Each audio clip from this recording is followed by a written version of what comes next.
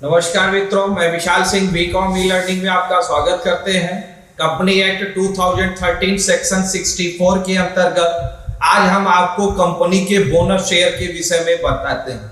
जब भी कोई भी कंपनी अपने शेयर होल्डरों को फ्री में शेयर अलॉट करती है तो जो उन्हें एक्स्ट्रा शेयर दिया जाता है जिसका कोई भी उन्हें वैल्यू पेमेंट नहीं करना पड़ता, वो कंपनी का एम्प्लॉय भी हो सकता है, कंपनी का स्टॉक ऑप्शन के रूप में भी दिए जा सकते हैं, अपने शेयरों को भी दे सकता है, डिविडेंड्स के अलावा देती है तो उसे हम क्या कहते हैं, बोनस ऑफ द शेयर कहते हैं।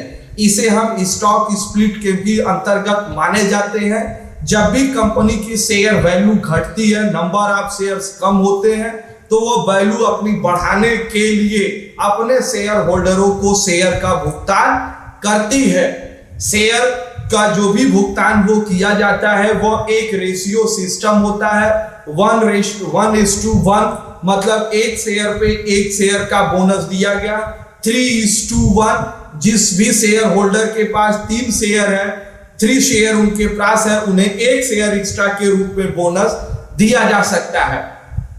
Source of the bonus share company कहां से अपने इनको भुगतान करती है, out of the free reserve. उनके पास अगर फ्री रिजर्व का एक्स्ट्रा पैसा है, बचा हुआ है, तो वो बोनस शेयर के रूप में भुगतान कर सकते हैं। सिक्योरिटी प्रीमियम अकाउंट से भुगतान कर सकते हैं। मैंने कहा कि प्रीमियम में आपको पहले पिछले वीडियो में बताया है, प्रीमियम का मैंने एकदम स्पेशली दिया हुआ है, आप उसे लिंक में जाकर के देख सकते हैं।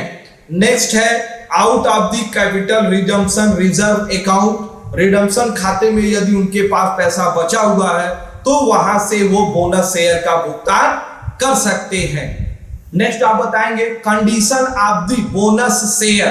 बोनस शेयर के कुछ शर्तें हैं, कुछ निर्देश गाइडलाइंस दिए गए हैं जिन्हें आपको बताना जरूरी है। Authorised of the article of the association AOA।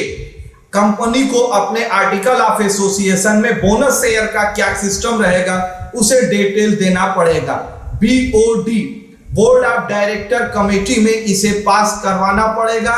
इस resolution in general meeting. General meeting का रूल बार बार मैंने बताया है कि कंपनी एक मीटिंग बुलाएगी जिसमें ये रेजुलेशन पास करना।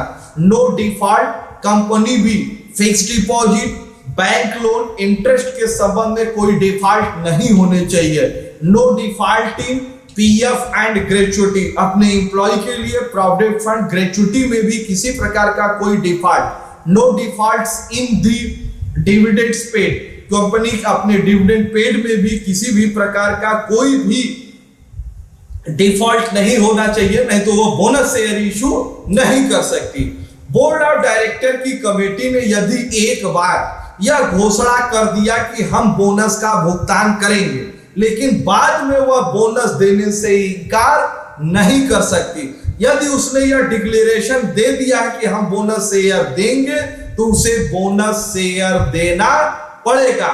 बोनस शेयर नेक्स्ट, अगर कोई कंपनी इशू करती है, यदि बोनस शेयर ऑथराइज्ड शेयर से ज्यादा होता है, यदि your authorised capital in 1 crore rupees but excess of the bonus share issue किया तो आपकी ऑथराइज्ड कैपिटल से ज्यादा हो तो MOA में आप परिवर्तन करके आप अपनी ऑथराइज्ड कैपिटल को बढ़ा सकते हैं, जिसकी इंफॉर्मेशन ROC को देना अनिवार्य है। डायरेक्टर को यह डिक्लेरेशन देना पड़ेगा कि ये नहीं कोई बाउंड कर सकता है कि हम आपको बोनस शेयर दे रहे हैं तो डिविडेंड नहीं देंगे। डायरेक्टर को यह बताना पड़ेगा डिक्लेरेशन में कि हम बोनस शेयर देने के बाद कंपनी अपने शेयर होल्डरों को कितना डिविडेंड देगी, यह डिक्लेरेशन देना पड़ेगा। पीरियड, बोनस शेयर 1 वर्ष में कई बार इशू आप नहीं कर सकते हैं। बोनस शेयर कंपनी के रूलिंग में 1 वर्ष में आप एक बार भी इशू कर सकते हैं, लेकिन फर्स्ट टाइम और सेकेंड टाइम के डिफरेंस 1 ईयर का होना अनिवार्य है। आज हमने आपको bonus of share company act के अंतर्गत बताई। आपने पूरा मेरा वीडियो देखा, इसके लिए मैं धन्यवाद करता हूं। आप लोगों की मांग के अनुसार आपके इस एजुकेशनल चैनल वी कामी लर्निंग में एजुकेशनल टॉपिक कॉमर्स से संबंधित कंप्यूटर और टैली के भी कोर्स इसमें दिए जा रहे हैं। आपसे मेरा विनम्र अनुरोध है कि इस चैनल को आप लाइक, सब्सक्राइब एंड शेयर का बटन दबाना न भूलें। अगर आप सब्सक्राइब न किए तो आप तुरंत सब्सक्राइब करिए, क्योंकि एजुकेशनल आपका शिक्षा किसी भी व्यक्ति का मूल राइट अधिकार होता है। आप अपने नॉलेज को बढ़ाइए और दिन पर दिन प्रगति आप कर सकते हैं। इसलिए इस चैनल को सब्सक्राइब करना न भूलें। धन्यवाद।